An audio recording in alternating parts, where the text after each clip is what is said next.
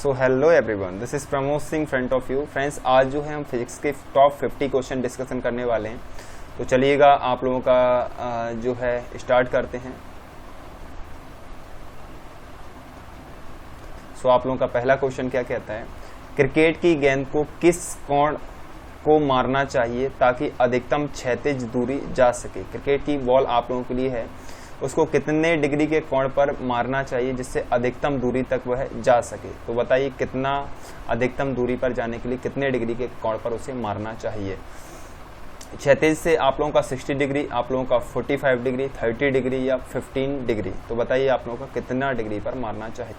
यहाँ पर आप लोगों के लिए स्पेशली क्रिकेट की गेंद को किस कोण से मारना चाहिए। तो आप लोगों का 45 डिग्री के एंगल पर यदि हम किसी को मारते हैं, 45 डिग्री एंगल पर किसी बॉल को यदि हम पीटते हैं तो आप लोगों का मोर डिस्टेंस आप लोगों का तय करती है। जो अधिकतम दूरी इसको रहती है, इसको हम साइंस की भाषा में क्षैतिज परास भी कहते हैं। क्या कहते हैं? क्षैतिज परास। तो ये भी आप लोगों से कभी कभार पूछा जा सकता है। किसी तुल्यकाली उपग्रह की पृथ्वी की सतह से ऊंचाई लगभग कितनी होती है? 36,000 किलोमीटर, 42,000 किलोमीटर, 30,000 किलोमीटर। उपयुक्त में से क्यों नहीं? तुल्यकाली उपग्रह की पृथ्वी की सतह से ऊंचाई 36,000 किलोमीटर रहती है। तो आप लोगों के लिए जो है ए वाला आप लोगों का राइट आंसर रहेगा 36,000 किलोमीटर, जिसमें आप लोगों का तुल्यकाली उपग्रह पृथ्वी की सतह से 36,000 किलोमीटर की तरह पर रहता है, जिससे आप लोगों का आसानी से पूरी पृथ्वी पर एक ही जगह से कनेक्शन सेट किया जा सकता है। निम्नलिखित में से कौन सा सर्वोत्तम विद्युत का चालक है? तांबा, लोहा, एल्यूमिनियम या चांदी। ठीक है, निम्नलिखित में से कौन सा सर्वोत्तम विद्युत का चालक है? तो आप लोगों का चांदी जो रहता है वो सर्वोत्तम विद्युत का चालक रहता है। Option 4 is your right answer. Okay, अच्छा, बिना रुकावट वैश्विक प्रसारण हेतु कम से कम कितना तुल्यकाली उपग्रह जरूरी होंगे? पूरा आप लोगों का ग्लोबल अर्थ दिया गया है, कोई भी रुकावट नहीं आनी चाहिए। कितने तुल्यकाली उपग्रहों की आवश्यकता होगी आप लोगों का किसी भी चीज का प्रसारण करने के लिए? 3 की, 4 की, 2 की या 1 की सकते हैं। बिना रुकावट वैश्विक प्रसारण हेतु कम से कम कितने तुल्यकाली उपग्रह की आवश्यकता होगी? तो 3 तुल्यकाली उपग्रहों से आप लोगों का पूरे के पूरे विश्व पर आसानी से आप लोग किसी भी चीज का प्रसारण लाइव कर सकते हो। ठीक है, तो यहाँ पर 3 आप लोगों का राइट आंसर होगा। Option 4 first is your right answer. वाहनों के अग्रदीपों हेडलाइटों में किस प्रकार के दर्पण का हम लोग प्रयोग करते हैं? समतल दर्पण, अवतल दर्पण, उत्तल दर्पण, परवलयी दर्पण। इसीलिए उसमें आप लोगों का पैराबोला मिरर लगाया जाता है, परवलयी दर्पण। Option 4 is your right answer, क्योंकि इनमें से कोई सा भी लगाते हैं तो पर्टिकुलर एक काम कर पाएंगे। और वाहनों के यहाँ पर आप लोगों का 4 वाला राइट आंसर है। किसी तुल्यकाली उपग्रह की पृथ्वी की सतह से ऊंचाई कितनी है? बता दीजिए। आप लोगों के लिए 36,000 किलोमीटर रहेगी। तो option A is your right answer, 36,000 kilometre. पृथ्वी की सतह से आप लोगों का जो है 36,000 किलोमीटर काफी रहेगा। Option A is your right answer. अगला आप लोगों से कहते हैं, किसी बिजली की इस्त्री को गर्म करने के लिए किस धातु का उपयोग किया जाता है? तो बिजली की इस्त्री के बारे में बात किया जा रहा है। Specially we are talking about the electric iron. Okay, तो यहाँ पर आप लोगों का जो है इलेक्ट्रिक आयरन आप लोगों का राइट आंसर रहे। इलेक्ट्रिक आयरन में पूछा गया है कि किसका उपयोग किया जाता है? तो तांबा, टंगस्टन, नाइक्रोम या जस्ता। तो प्लीज टेल मी। लोग गर्म करते हैं तो उसके अंदर आप लोगों का नाइक्रोम का तार रहता है, जो कि आप लोगों का गर्म करने में महत्वपूर्ण भूमिका अदा करता है। नाइक्रोम का तार रहता है। Option B is your, C is your right answer. Uranium विखंडन की सतत प्रक्रिया को जारी रखने के लिए किस कण की जरूरत होती है? Just we are talking about uranium विखंडन। नाभिकीय विखंडन के बारे में बात कर रहे हैं। नाभिकीय विखंडन की प्रोसेस में लगातार यदि हमको एक रिएक्शन करते रहना है तो किसकी आवश्यकता होगी? इलेक्ट्रॉन की, प्रोटॉन की, न्यूट्रॉन की एंड पॉजिट्रॉन की। तो just tell me. Uranium 92-235 uranium का जो है परमाणु क्रमांक और परमाणु द्रव्यमान, यूरेनियम 92-235। इस पर आप लोग न्यूट्रॉन की बमबारी करते हैं। ठीक है, न्यूट्रॉन की यदि बमबारी करते हैं तो आप लोगों के लिए इस प्रक्रिया के लिए किस कण की आवश्यकता होती है? न्यूट्रॉन की आवश्यकता होती है। Option 3 is your right answer. Decibel शब्द किससे संबंधित है? तो बता दीजिए, डेसिबल आप लोगों का किससे संबंधित है? वायु से, जल से, ध्वनि से या भूमि से? जस्ट प्लीज टेल मी, आप लोगों का डेसिबल शब्द किससे संबंधित है? देखो, डेसिबल जो आप लोगों की रहती है ये आप लोगों का ध्वनि की इकाई है। इसको हम इस तरीके से डिनोट करते हैं डी एंड बी, है ना। तो यहाँ पर आप लोगों का 3 बार, यहाँ पर आप लोगों का अगला क्या है? एक तालाब के किनारे एक मछुआरा मछली को भाले से मारने की कोशिश कर रहा है, तदनुसार उसे निशाना कैसे लगाना चाहिए? जहां मछली दिखाई दे रही है उसके ऊपर लगाना चाहिए, सीधे मछली पर लगाना चाहिए, जहां मछली दिखाई दे रही है उसके नीचे लगाना चाहिए, या पानी की सतह पर लगाना चाहिए? तो थोड़ा सोच कर इसका आंसर दीजिए। तो यहाँ पर क्या है, मछली के ऊपर की ओर निशाना लगाना चाहिए, क्योंकि वो आप लोगों का होता नीचे है, मछली नीचे होती है और दिखाई हमको ऊपर देती है, तो उसको यदि मारना है तो हमको निशाना थोड़ा सा नीचे लगाना चाहिए। ओके, तो जहां मछली दिखाई दे उसके नीचे निशाना लगाइए। Option 3 is your right answer. स्वचालित वाहनों में द्रव चालित ब्रेकों का इस्तेमाल वस्तुतः किस नियम का सीधा अनुप्रयोग है? पास्कल का नियम, टॉरिसेली का नियम, आर्किमिडीज का नियम या न्यूटन का नियम? तो द्रव चालित ब्रेकों, स्वचालित वाहनों में द्रव चालित ब्रेक जो आप लोग इस्तेमाल करते हो, सीधा सीधा अनुप्रयोग उनका क्या है भाई? वहां पर पास्कल के दाब का नियम हम लोग प्रयोग में लाते हैं। तो option A is your right answer. Pascal के दाब का नियम आप लोगों का राइट आंसर रहेगा। Option A is your correct. किसी कालीन की सफाई के लिए यदि उसे छड़ी से पीटा जाए तो उसमें कौन सा नियम लागू होता है? गति का पहला नियम, गति का दूसरा नियम, गति का तीसरा नियम, गति के पहले दूसरे नियमों का संयोजन? तो किसी भी कालीन पर काफी दिनों से सफाई नहीं हुई है, उसको हम छड़ी से पीट रहे हैं, तो कौन सा नियम गति का लागू हो रहा है, आपको ये बताना है। आपसे कह रहा है किसी कालीन की सफाई के लिए यदि उसे छड़ी से पीटा जाए, कोई भी कालीन है उसको छड़ी से यदि आप लोग पीटोगे तो आप लोगों को क्या होगा कि उसके अंदर जो कण मौजूद है उनको पीटोगे तो वो तुरंत यहाँ पर जड़त्व वाली स्थिति आप लोगों की लगती है। तो गति का पहला नियम इसमें आप लोगों का लगता है। ठीक है, गति का पहला नियम ही आप लोगों का त्वरण, मैं बोल रहा हूँ जड़त्व से आप लोगों का संबंध रखता है, तो वही आप लोगों का राइट आंसर होगा। शुष्क बर्फ किसका ठोस रूप है? अमोनिया का, कार्बन डाइऑक्साइड का, नाइट्रोजन का या ऑक्सीजन का? तो बता दीजिए शुष्क बर्फ निम्न में से किसका ठोस रूप, शुष्क बर्फ किसका ठोस रूप है? तो शुष्क बर्फ जो आप लोगों का है वो ठोस कार्बन डाइऑक्साइड आप लोगों को जो रहता है वो आप लोगों का रहता है CO2, इसमें आप लोगों का राइट आंसर रहेगा। Option second is your right answer. सौर प्रणाली की खोज किसने की थी? गैलीलियो ने, जे.एल. बेयर्ड ने, कोपरनिकस ने या केपलर ने? तो बता दीजिए सौर प्रणाली की खोज किसके द्वारा की गई? भाई सौर प्रणाली की खोज आप लोगों का कोपरनिकस, इसमें आप लोगों का राइट आंसर रहेगा। Option 3 is your right answer. जब हम भूमध्य रेखा के उत्तर ध्रुव की ओर जाते हैं तो गुरुत्वाकर्षण का त्वरण कैसे हो जाता है? हम लोग बोल रहे हैं उत्तर ध्रुव की ओर जाते हैं, तो आप लोगों को बताना है कि त्वरण के मान में कैसा हो जाता है? उत्तल हो जाता है, अवतल हो जाता है? हाँ। वर्षा कोटों में तंबुओं के लिए सामग्री में जल सह गुण का स्रोत होता है। पृष्ठ तनाव, श्यानता, विशिष्ट घनत्व या प्रत्यास्थता? वर्षा कोटों में तंबुओं के लिए सामग्री में जल सह गुण का जो हम लोग इस्तेमाल करते हैं वो इस गुण है आप लोगों का पृष्ठ तनाव, सरफेस टेंशन रहता है, जिसके कारण क्या है कि पानी टिक नहीं पाता है और आसानी से आगे की ओर निकल जाता है। एक्स रे स्थित है परावैंगनी और दृश्य क्षेत्र के बीच, दृश्य और अवरक्त क्षेत्र के बीच, गामा रे और परावैंगनी के बीच, और आप लोगों के लिए लघु रेडियो तरंगों और दीर्घ रेडियो तरंगों के बीच। तो आपको बताना है एक्स रे जो रहते हैं, एक्स रेज जो रहती है उसकी तरंग दैर्घ्य बोलें या कहीं भी बोलें, स्केल पर जो आप लोगों की रहती है ना, हम एक्स, गामा, अल्फा, बीटा इस तरीके से हम बोलते हैं, तो वहां पर क्या उसका पोजीशन रहता है वो आपको बताना है। एक्स रे आप लोगों का स्थित है तो गामा किरणों और परावैंगनी किरणों के बीच में एक्स किरणें आप लोगों की मौजूद रहती हैं। ठीक है, तो option 3 is your right answer. आकाश में तारा टिमटिमाता हुआ दिखाई देने का कारण क्या है?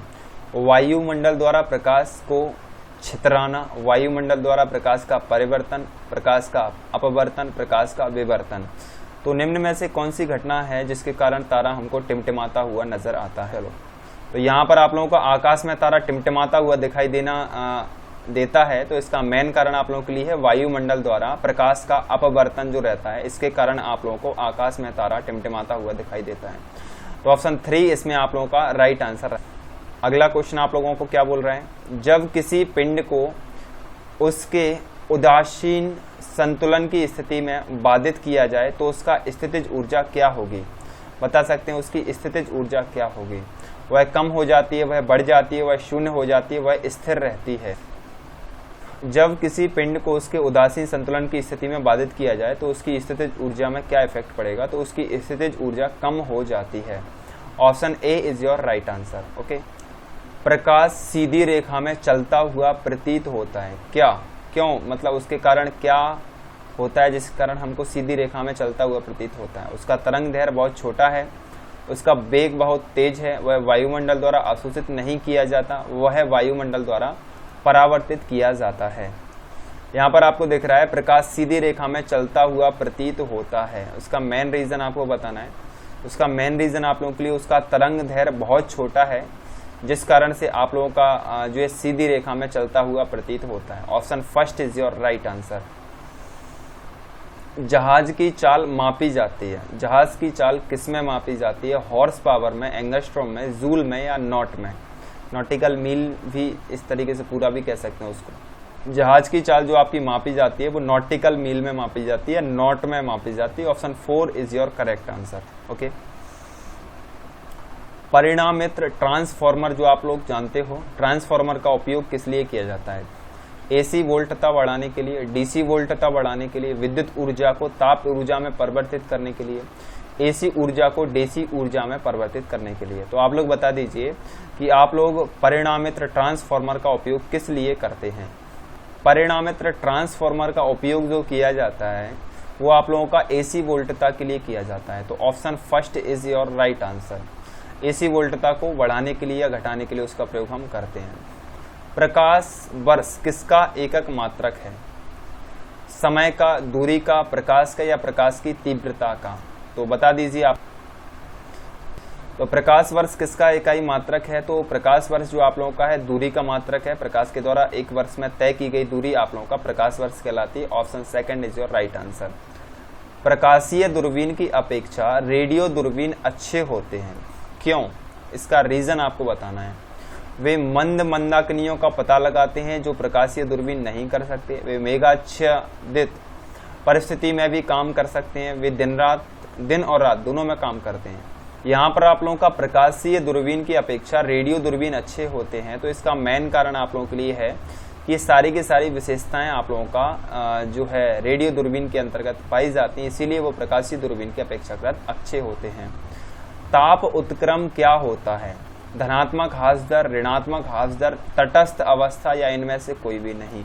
तो बताइए ताप उत्क्रम क्या होता है? ताप उत्क्रम क्या होता है? जैसा कि हम देख पा रहे हैं कि ताप उत्क्रम क्या होता है, तो ताप उत्क्रम जो आप लोगों का रहता है वो ऋणात्मक ह्रास दर, मीन्स आप लोगों का negative rate decreases thermal reversal आप लोगों का कहलाता है। तो ऑप्शन सेकंड आप लोगों का राइट आंसर रहेगा। द्वितीय, यातायात को रोकने के लिए यातायात संकेत के रूप में लाल रोशनी का इस्तेमाल किया जाता है। क्यों किया जाता है ऐसा? लाल रोशनी में होता क्या है? यह दीर्घ दृष्टि वालों को स्पष्ट दिखाती है। लाल रोशनी के प्रति आंख ज्यादा संवेदी होती है। यह सबसे कम बिखरती है, इसीलिए जो है दूरी से पहचानी जाती है। यह आंख के लिए काफी सुखद होती है। तो बता दीजिए आप लोगों का यातायात के रूप में हम लाल कलर का ही क्यों उपयोग करते हैं? यहाँ पर आप लोगों को बोला गया था कि यातायात को रोकने के लिए लाल कलर का इस्तेमाल इसीलिए किया जाता है क्योंकि यह सबसे कम बिखरती है और इसको हम दूर से भी पहचान सकते। येलो कलर जो है आप लोगों के लिए आंखों के लिए सबसे ज्यादा सुग्राही होता है। हाँ, यहाँ पर आप लोगों का second is your right answer. Next आप लोगों से कहते हैं वह गुण कौन सा है जो प्रकाश तरंग में दिखता है पर ध्वनि तरंगों में नहीं दिखता है? प्रकाश की कौन सी घटना है, मीन्स आप लोगों का कौन सी घटना है जो कि प्रकाश तरंगों में होती है लेकिन ध्वनि तरंगों में नहीं होती है? व्यतिकरण, विवर्तन, अपवर्तन या ध्रुवण? वह गुण कौन सा है जो प्रकाश तरंग में दिखता है पर ध्वनि तरंगों में नहीं? तो वो गुण आपको बताना है। वो गुण आप लोगों का ध्रुवण का गुण है, पोलराइजेशन का गुण। Process is your right answer. वायु के एक नियत आयतन में जल वाष्प की मात्रा को आप लोग क्या कहते हैं? तो आप लोगों को बताना है उसको हम क्या कहते हैं। वायु के एक नियत आयतन में जल वाष्प की मात्रा को हम लोग क्या कहते हैं? आपेक्षिक आर्द्रता, निरपेक्ष आर्द्रता, विशिष्ट आर्द्रता या मिश्रित अनुपात करना है। और वायु के एक नियत आयतन में जल वाष्प की मात्रा को हम लोग क्या कहते हैं? निरपेक्ष आर्द्रता कहते हैं, absolute humidity. Option second is your right answer. अच्छा, अगला आप लोगों को क्या कह रहा है? नेक्स्ट क्वेश्चन, निम्नलिखित पदार्थों में से किसके लिए ताप में वृद्धि से प्रतिरोध कम हो जाता है? मीन्स आप लोगों का ताप यदि बढ़ाएंगे तो उसके बीच में प्रतिरोध कम हो जाएगा और धारा तेजी से प्रवाहित होने लगेगी। तो ये आपका है तांबा, नाइक्रोम, प्लेटिनम और शुद्ध सिलिकॉन। तो option D is your right answer. अगला प्रश्न आपसे कहता है, जब कोई दौड़ती हुई कार अचानक से रुक जाती है तो यात्री आगे की ओर झुक जाता है। बिल्कुल, यदि अचानक से तेजी से कोई कार आ रही है और बिल्कुल ही उसमें ब्रेक लग जाता है तो फिर आपको बताना है कि ये आगे की ओर क्यों झुक जाती है। तो ये आप लोगों का आराम के जड़त्व के कारण, या कहें कि विराम के जड़त्व के कारण, गति का जड़त्व, या गुरुत्वीय शक्ति, आप केंद्रीय। तो आपको बताना है कि कौन से जड़त्व के कारण ये आगे की ओर झुक। Option second is your right answer. यहाँ पर आप लोगों का अगला, अधिकांश लोगों के कानों के लिए अल्पमत श्रवण योग्य ध्वनि का स्तर क्या होता है। तो यहाँ पर आप लोगों को बताना है कि अधिकांश लोगों के कानों के लिए अल्पमत श्रवण योग्य ध्वनि का स्तर क्या होता है। तो अधिकांश लोगों के कानों के लिए अत्यल्प श्रवण योग्य ध्वनि का स्तर 0.0002 म्यू बार आप लोगों के लिए रहता है। तो यहाँ पर आप लोगों का फर्स्ट वाला राइट आंसर हो गया था। अगला क्वेश्चन आप लोगों से क्या कहता है, नेक्स्ट क्वेश्चन है, जब किसी मोटे कांच के गिलास में गर्म द्रव डाला जाए तो वह कड़क जाता है, क्यों? क्या हो जाता है जिसके कारण वह कड़क जाता है? कि प्रसार का ताप गुणांक न्यून हो जाता है, इसके कारण कड़क जाता है। ऊष्मा का कुचालक है, अतः केवल भीतरी पृष्ठ पर प्रसार करता है। प्रसार का गुणांक उच्च है, विशिष्टता बहुत कम है। कि ऊष्मा का कुचालक होता है सबसे पहले तो इसी के कारण ऊष्मा भीतरी पृष्ठ पर गमन करती है, बाहर की ओर निकल नहीं पाता है, तो फिर वो चटक जाता है तो फूट जाता है। तो फाइनली सेकंड ऑप्शन आप लोगों का सही आंसर होगा। जल के पृष्ठ पर रखी एक ठोस सुई जल पर तैरती है।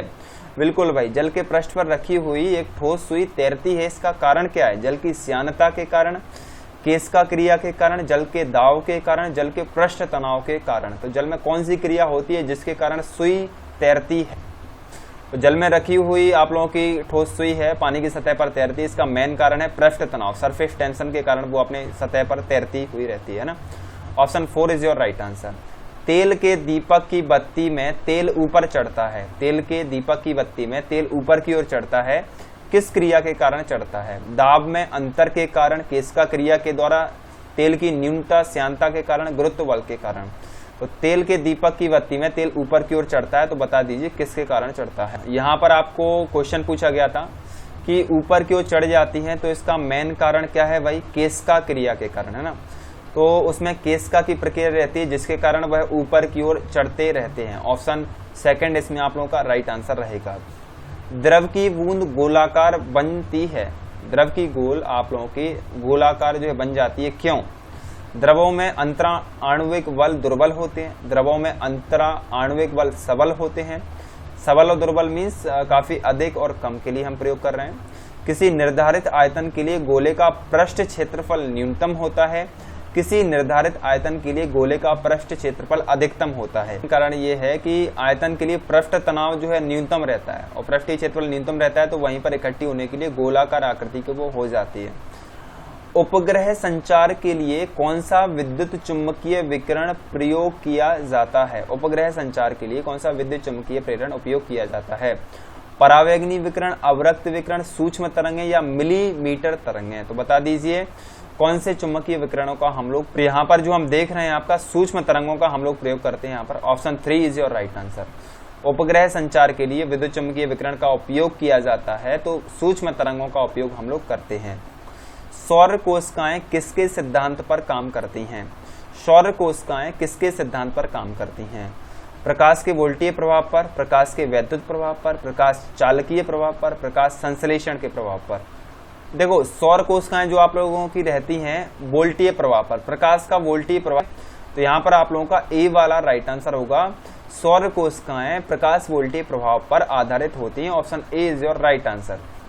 किसी प्रोग्राम में बग क्या है? किसी प्रोग्राम में बग क्या है? कथन है, त्रुटि है, वाक्य रचना है, या बी और सी दोनों? ए और बी दोनों, जो भी आपका है क्वेश्चन कॉन्टेस्ट होगा। तो किसी प्रोग्राम में बग क्या है? बग एक त्रुटि है आप लोगों का। Second is your right answer.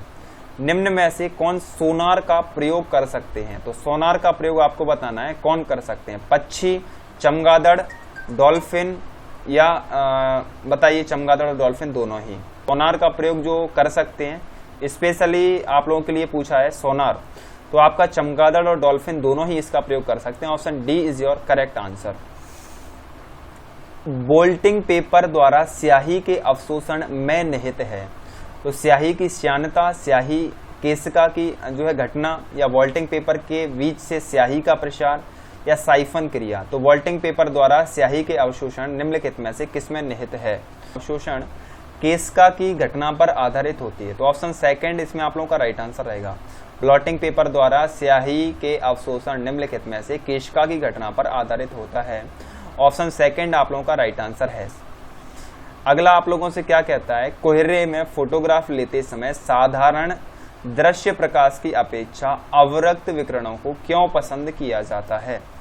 बता दीजिए भाई, कोहरे में फोटोग्राफी लेते समय साधारण दृश्य प्रकाश की अपेक्षा अवरक्त विकिरणों को क्यों प्रयोग किया जाता है? ऑप्शन है कम अवशोषित होती हैं, अधिक अवशोषित होती हैं, अधिक फैलती हैं, कम फैलती हैं। यहाँ पर आपका क्या रहेगा कि अवरक्त विकिरणों का इस्तेमाल हम इस कारण से करते हैं कि ये जो है कम फैलती हैं। फैलती नहीं है तो जिस चीज का फोटो लेना है वहां पर फोकस सही होता है और आप लोगों का राइट आंसर हो जाएगा। घड़ी की चाल को मापा जाता है गीगा वोल्टों में, गीगा वाट में, गीगा एम्पियर में या गीगा हर्ट्ज में? घड़ी की चाल को हम लोग गीगा हर्ट्ज में मापते हैं। तो हर्ट्ज आप लोगों का फ्रीक्वेंसी के लिए लगा रहे हैं यहाँ पर, तो आप लोगों का 4 वाला जो है राइट आंसर रहेगा। गीगा हर्ट्ज में इसको माप, तो गीगा हम लोग लगाते हैं 10⁹ ओके। ऑप्शन ये बी वाला आप यहाँ पर यदि क्वेश्चन होता तो बी राइट आंसर होता। कौन से दो आधारभूत बल 2 न्यूटनों के बीच आकर्षण बल उपलब्ध करा सकते हैं? तो कौन से 2 आधारभूत बल हैं जो आप लोगों के लिए जो है आकर्षण बल उपलब्ध करवा सकते हैं 2 न्यूटनों के बीच? देखो यहाँ पर आपसे पूछ रहा है 2 आधारभूत बल जो कि 2 न्यूटनों के बीच आकर्षण बल उपलब्ध करवा सकते हैं, वो आप लोगों के लिए गुरुत्वीय और नाभिकीय बल आप लोगों के लिए रहते हैं। तो न्यूट्रॉनों के बीच जो है आकर्षण बल आप लोगों को उपलब्ध करवा सकते हैं। तो यहाँ पर आपको जो है ऑप्शन ए राइट आंसर होगा। ध्वनि तरंगों में निम्न में से कौन सी घटना घटित नहीं हो सकती है?